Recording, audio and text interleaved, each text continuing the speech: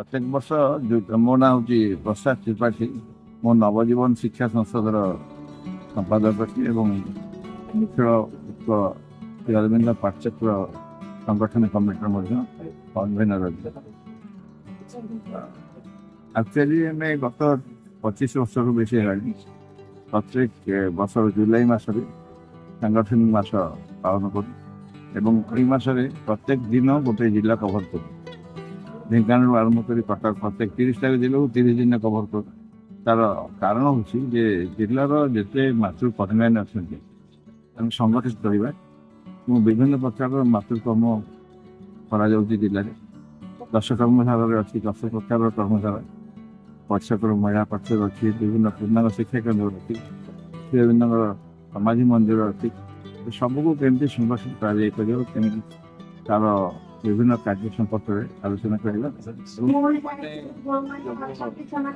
ଯେଉଁମାନେ ଯୋଗ ଦେଇଛନ୍ତି ସେମାନଙ୍କୁ ଆମେ ଏ ସମ୍ପର୍କରେ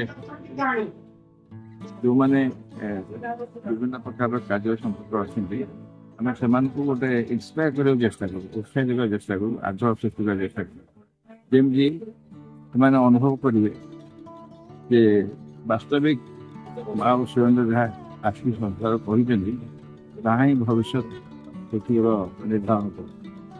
ପୃଥିବୀର ଭବିଷ୍ୟତ ବା ଭାରତବର୍ଷର ଭବିଷ୍ୟତ ନିର୍ଦ୍ଧାରଣ କରୁଛି ମା ସୁରେନ୍ଦ୍ର ଯାହା କହିଛନ୍ତି ମାନବ ଜାତିର ଭବିଷ୍ୟତ ନିର୍ଦ୍ଧାରଣ କରୁଛି। ସେଇ ମାନବ ଜାତିର ଭବିଷ୍ୟତର ସଲ୍ୟୁସନ୍ ନେଇକି ସିଦ୍ଧାନ୍ତ ନେଇକି ମା ଓ ସୁରେନ୍ଦ୍ର ଆସିଛନ୍ତି ପୃଥିବୀ।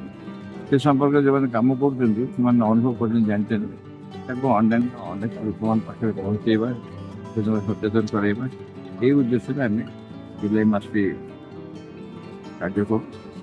ଆଜି ଆରମ୍ଭ ହେଲା ଢେଙ୍କାନାଳରେ, କାଲି ଅନୁଗୁଳ, ସମ୍ବଲପୁର ଏଇଭଳି ଭାବରେ ବୁଲି ବୁଲିକି ଆମେ 30ଟା ଦିନ କଟକରେ ଶେଷ କରି ସାଂଗଠନିକ ମାସ କାର୍ଯ୍ୟ କରୁ।